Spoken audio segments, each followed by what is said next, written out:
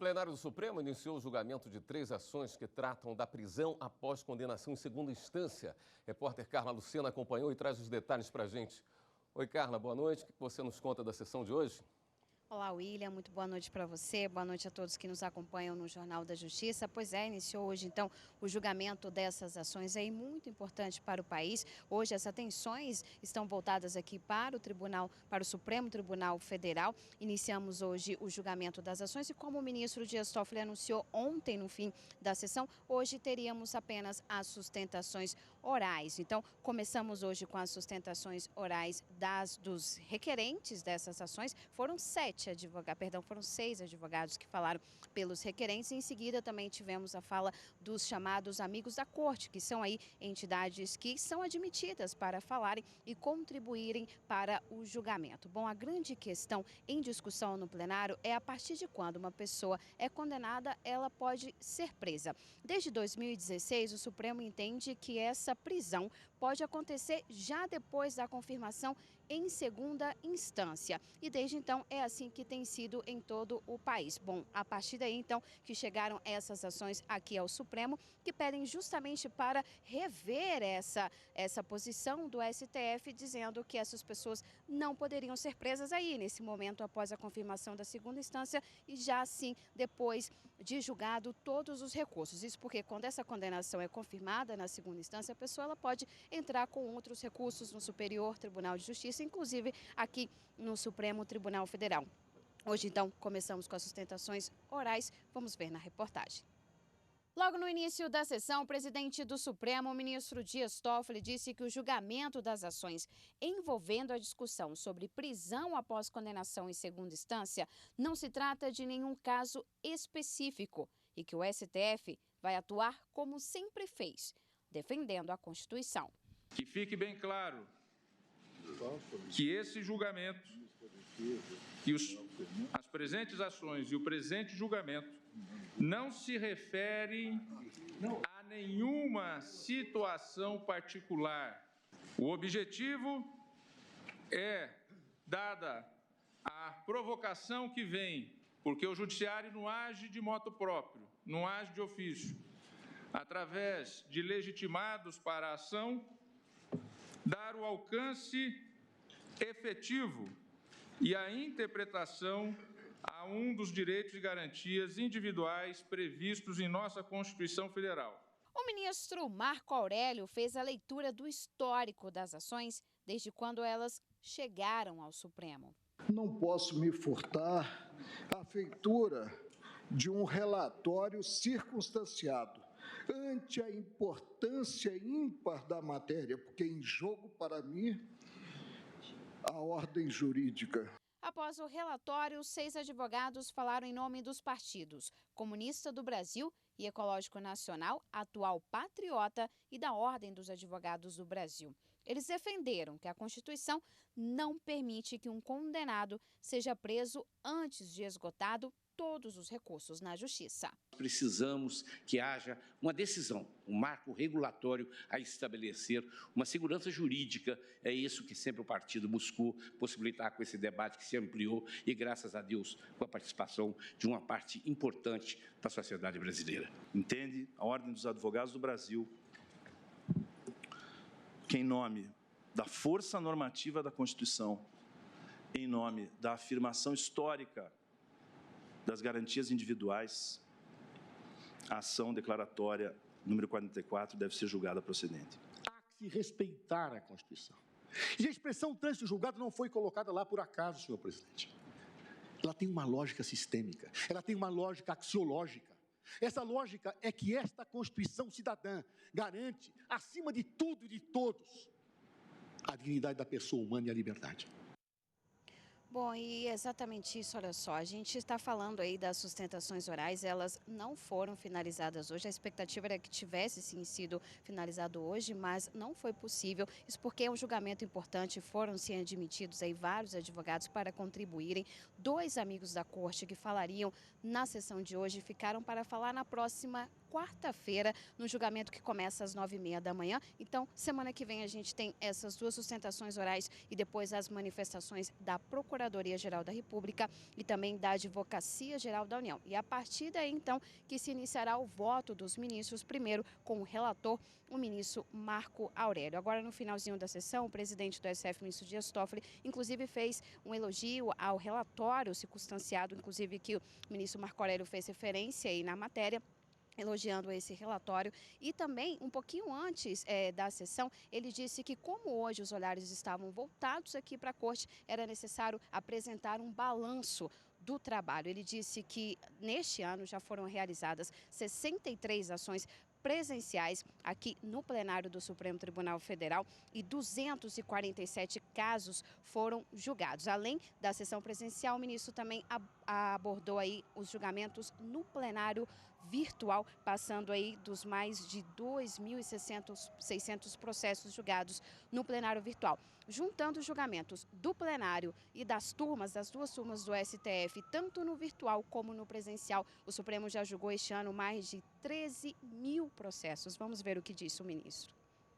Esta Suprema Corte, nos seus 3 colegiados, o plenário maior com 11 ministros e nas 2 turmas compostas por 5 ministros, julgou, até a data de ontem, 13.435 feitos. Volto a dizer, que mostrem uma Suprema Corte em qualquer país do mundo que julgue mais do que esta Suprema Corte. O ministro Celso Mello, do Supremo Tribunal Federal, rejeitou um habeas corpus apresentado pela mesa diretora do Senado, que pedia a devolução e suspensão da análise do material apreendido no gabinete do senador Fernando Bezerra, do MDB de Pernambuco. Os mandados foram cumpridos em setembro como parte da Operação Desintegração, que apura um suposto esquema de desvios de verbas e pagamento de propinas entre políticos e empreiteiras em obras do Nordeste, incluindo a transposição do Rio São Francisco. A busca e apreensão foi autorizada pelo ministro Luiz Roberto Barroso. O ministro Celso Mello aplicou a jurisprudência que não admite habeas corpus contra decisões de ministros da Corte. Ele também considerou a decisão do ministro Barroso plenamente legítima. O Superior Tribunal de Justiça fixou competência da primeira sessão especializada em direito público para julgar recursos sobre processos seletivos do Sistema S. A decisão vale para instituições como o SESC, o SENAC e o SEBRAE. Como o STJ tem uma seção que julga direito privado e outra que julga direito público, surgiu a dúvida sobre qual deveria analisar os recursos relativos ao Sistema S. Isso porque as entidades que o compõem são privadas, mas administram recursos públicos para a prestação de serviços como treinamento profissional e assistência social. A questão chegou ao STJ por meio de um recurso do SEBRAE contra a decisão do Tribunal de Justiça do Rio de Janeiro. O TJ estadual obrigou a entidade a contratar um candidato que havia sido eliminado de um concurso público. Para o preenchimento da vaga, o SEBRAE exigia o diploma de curso superior. O candidato, aprovado na seleção para analista técnico, havia acabado de concluir a faculdade. Ele alegou que o diploma foi cobrado antes dos exames médicos, contrariando a jurisprudência do STJ, que prevê a apresentação do documento somente no ato da posse. O SEBRAE sustentou que não é obrigado a realizar concurso por possuir natureza jurídica privada e, por isso, não teria que observar os princípios da administração pública previstos na Constituição Federal. Mas o relator do conflito de competência, ministro Herman Benjamin, afirmou que o dirigente de entidade do Sistema S, como o SEBRAE, ao admitir empregados por meio de concurso, desempenha atos típicos de direito público, vinculando-se ao regime jurídico administrativo. A Caixa Econômica Federal e o Banco do Brasil começaram nesta quinta-feira uma nova etapa do pagamento do abono salarial. Saiba mais na reportagem de Fernanda Porto. O benefício varia de R$ 84 até um salário mínimo. Vou guardar para mim quando tirar minhas férias e viajar. Pagar as dívidas, quitar as dívidas, limpar meu nome. Os trabalhadores que têm direito são os que foram inscritos no PIS/PASEP há pelo menos 5 anos e que tenham trabalhado com carteira assinada em 2018 no mínimo 30 dias. Outro requisito é ter recebido no máximo 2 salários mínimos por mês. A partir de 17 de outubro, o pagamento começa a ser feito pelo Banco do Brasil aos servidores públicos com cadastro no PASEP de final 3. Na Caixa, começam a receber os trabalhadores da iniciativa privada nascidos em outubro. O pagamento pode ser realizado em qualquer canal Caixa, de posse do cartão do cidadão e a senha do cidadão. Casas lotéricas, correspondentes Caixa Aqui, autoatendimento. Quem não tem o cartão cidadão deve ir até uma agência da Caixa. No caso, é necessário apresentar um documento pessoal com foto, como o RG ou a carteira de motorista. Beneficiários do PASEP que não são clientes do Banco do Brasil também podem acessar o site do banco e solicitar a transferência do dinheiro para a conta em outra instituição. Neste ano, o governo federal também editou uma medida provisória que traz mudanças para o saque de cotas do PIS/PASEP. Entre elas está a possibilidade de sacar todo o saldo da conta para quem foi cadastrado nos programas até 4 de outubro de 1988. Antes disso, o beneficiário só recebia os rendimentos da conta. Agora, o saque pode ser feito por todas as idades e sem prazo final para a retirada do dinheiro. Essa advogada explica que, em casos de morte do titular da conta, os herdeiros ou sucessores vão poder receber o saldo do PIS/PASEP sem a necessidade de autorização judicial. Todos os herdeiros, aqueles herdeiros necessários, exatamente as pessoas que têm direito a esse dinheiro, podem ir juntos, num consenso perante a Caixa Econômica ou perante o Banco do Brasil e assinar um termo de autorização, declarando ainda que não existem outros herdeiros, e aí eles vão receber esse dinheiro independente de autorização judicial, de inventário, de qualquer coisa desse tipo. O Jornal da Justiça também é feito com a sua participação, hein? Basta mandar uma mensagem para o nosso WhatsApp. Anote aí o número 61, que é o prefixo aqui de Brasília, 992606116. E a seguir, Justiça do Trabalho da Bahia usa a tecnologia para solucionar conflitos. Fique com a gente, voltamos em instantes. Lutar pelo justo, né?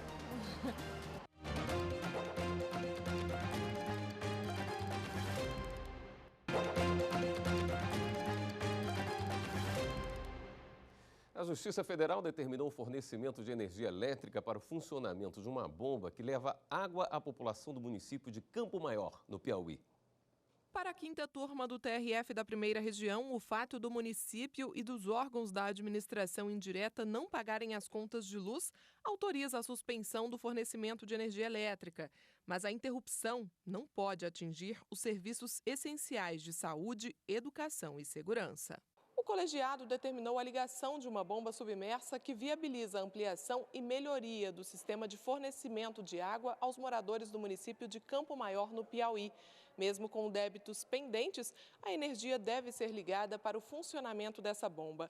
Os magistrados consideraram que o interesse da comunidade e o princípio da dignidade da pessoa humana devem prevalecer sobre o interesse individual e econômico da distribuidora de energia.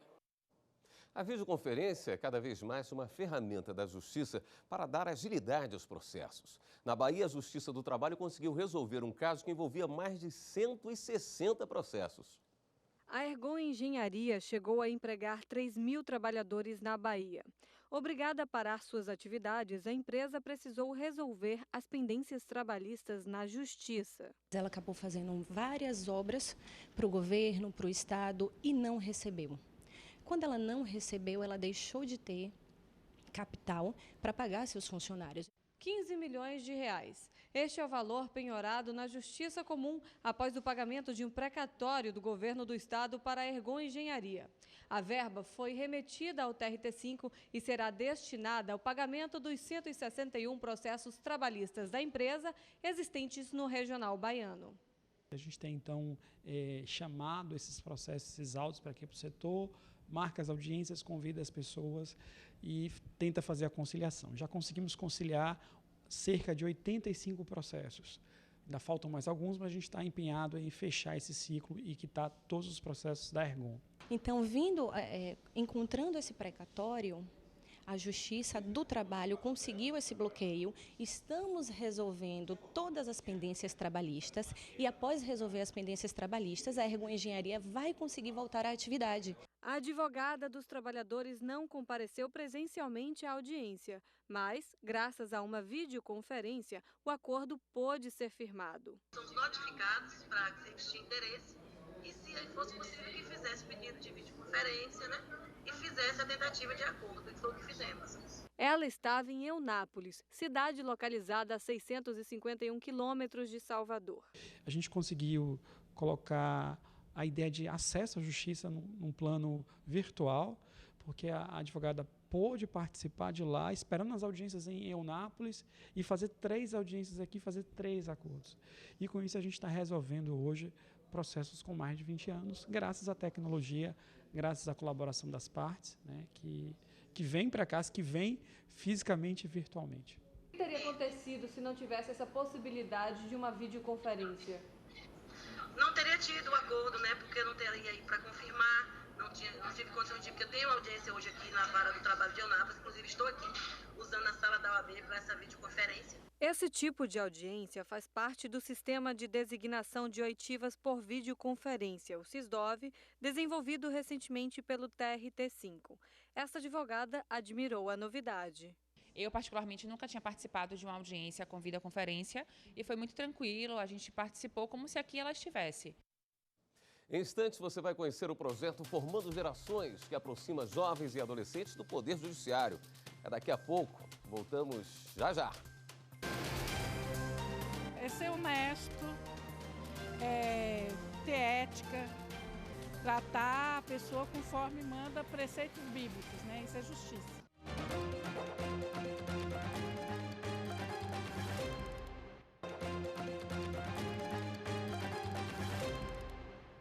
O projeto no Rio Grande do Sul dá oportunidade para estudantes conhecerem de perto a rotina da justiça. A iniciativa chamada de Formando Gerações já é organizada há 15 anos. A experiência de um júri na prática. Ele levava pelos braços por aqui e ela levava pelas pernas. Sem mais perguntas. Como é ser julgado, julgar, ser vítima, réu, testemunha? Alunos do ensino infantil, médio, fundamental e também da graduação experimentam todos esses papéis em uma simulação preparada especialmente para eles pelo Memorial do Judiciário. A ideia é que a experiência de a gente se colocar no papel de alguém transforma muito a ideia que a gente tem de como aquilo se dá. Esses 29 jovens estão no 2º ano do ensino médio da Escola Martinho Lutero, em Guaíba. O professor de Filosofia e Sociologia teve a iniciativa de trazer seus alunos. Eu gostaria que eles conhecessem um pouco mais do judiciário, já que atualmente ele anda tanto na mídia, né, com alguns casos importantes, então gera muita curiosidade em como toda a estrutura do judiciário funciona. E, inclusive, o trabalho da imprensa é simulado. Você acha que esse julgamento vai ser um caso longo ou vai ser resolvido em pouco tempo? Eu acho que pode ser longo, dependendo de como eles estão planejando o caso, mas também, para o nosso lado, pode ser bem curto. No meu caso, que costumo fazer os repórteres, eu tenho que mostrar que, por mais vontade, afã que eles estejam de entrevistar a ré, de entrevistar os jurados, eles não podem fazer isso, por exemplo, por disposições legais e de rito e de funcionamento de um júri real, eles não poderiam fazer isso. Antes do exercício do júri, os estudantes assistem a um filme sobre um dos casos históricos do Estado e que será trabalhado por eles na etapa seguinte. Tudo o que é vivenciado na visita também é levado para a sala de aula depois da realização da atividade. Vamos continuar trabalhando o tema, até porque é mais de um caso a ser julgado, né? Então, para eles entenderem como todo o processo funciona e para que todos possam se sentir dentro das outras funções do judiciário. O Tribunal Superior do Trabalho inaugurou o painel Evolução Cidadã do artista plástico Toninho Eusébio. A obra chama atenção para o combate ao trabalho na infância. Toninho Eusébio é conhecido por unir os traços de desenhos feitos à mão às cenas do cotidiano estampadas em fotografia. A sobreposição harmônica de elementos mistura criatividade e humor. Toninho Eusébio já homenageou Atos Bucão, os famosos IPs da capital do país e pontos turísticos de Brasília, além de tribunais como o Supremo Tribunal Federal e o próprio TST. Dessa vez, o trabalho foi pioneiro. É a primeira vez que o artista faz uma obra deste tamanho em azulejos. A inauguração da obra Evolução Cidadã ocorreu no mês em que se comemora o Dia das Crianças e contou com a participação de ministros e do vencedor do Prêmio Nobel da Paz de 2014, Kailash Satyarthi. O presidente do tribunal, ministro Brito Pereira, falou sobre a relevância de expor por imagens as diferentes formas de uma infância saudável na luta contra o trabalho infantil. Esse painel que ele fez retrata muito bem o que haveremos de fazer, o que haveremos de garantir a nossas crianças. E eu estou muito entusiasmado, sei que esse painel vai ficar aqui, e como aqui nesse ambiente onde ele está plantado, é um ambiente de circulação de muitos magistrados, de vários servidores, porque é bem próximo ao auditório onde se realiza importantes encontros. A ministra Kátia Arruda, que coordena o programa de combate ao trabalho infantil e de estímulo à aprendizagem da Justiça do Trabalho, destacou que a obra conseguiu demonstrar o que todas as crianças precisam: cuidados durante as fases de desenvolvimento. É um painel que tem não apenas a beleza estética, mas ele representa as 5 regiões do país e o Distrito Federal. Representa, sobretudo, a questão da infância protegida. Poderíamos ter feito um painel falando das mazelas do trabalho infantil, mas optamos por fazer um painel que reflita o benefício de uma infância protegida, de uma infância com saúde, de uma infância com brincadeiras, de uma infância com estudo, para que nós possamos ter adultos bem-sucedidos, fortes no futuro, para construir um outro país, uma outra nação. Natural de Goiânia, o artista plástico Toninho Eusébio contou que, para dar mais significado à imagem, pensou a obra em 3 camadas de informação. A terceira camada, que fica lá no fundo da imagem, representa o território nacional. Para isso, foi escolhida uma cidade de cada região. Na segunda camada, aparecem personagens que, de alguma forma, cumprem o papel de cuidar das crianças em todas as fases do crescimento: a sociedade, o Estado e os órgãos competentes. A primeira camada é a base da ideia. Mostra as fases do desenvolvimento da criança, desde engatinhar, primeiros passos, brincadeiras, estudo, até a porta de entrada para o mercado de trabalho, por meio do programa de aprendizagem Jovem Aprendiz. Quis inverter um pouco o sentido do pedido e contar a mesma história, só que de uma forma positiva, né? Então, por isso que eu criei essa evolução cidadã, que seria assim, o mundo ideal, assim, que o Estado trabalha para isso, que toda a sociedade assim, está num sentido único de proteção da criança, de todo o desenvolvimento social dela, e até chegar nessa fase do jovem aprendiz. O painel de 6 metros de comprimento por 1,80 m de altura está exposto na parede do corredor do primeiro andar do Bloco B do TST. Ficou muito bom. Hora de dar um giro na rede para saber as últimas notícias.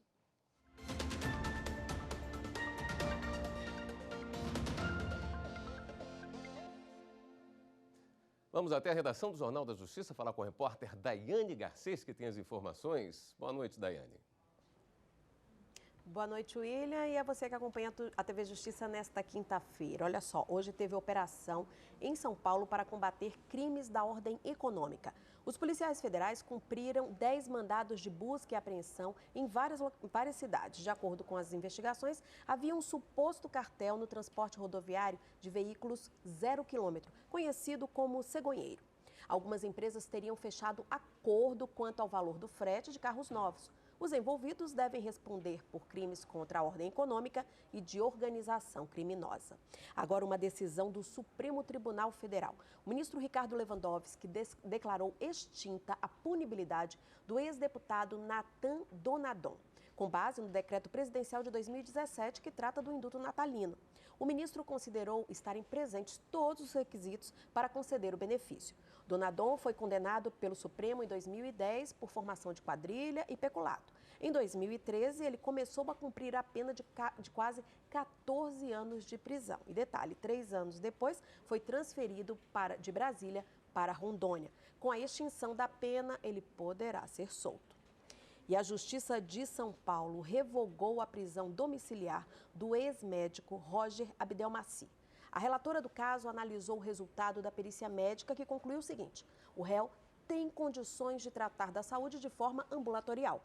Com isso, ele volta a cumprir a pena em regime fechado. O ex-médico foi condenado a mais de 170 anos de prisão por abusar sexualmente de pacientes em uma clínica de reprodução. O Giro fica por aqui. Quer ver ou rever nossas reportagens? Então é fácil, acesse nosso canal lá no YouTube, TV Justiça Oficial. Eu volto com você, William. Obrigado pelas suas informações, Daiane. E o Jornal da Justiça termina aqui. A gente reforça o convite. Mande sua sugestão de reportagem para o nosso WhatsApp, 61992606116. Uma ótima noite para você e até amanhã.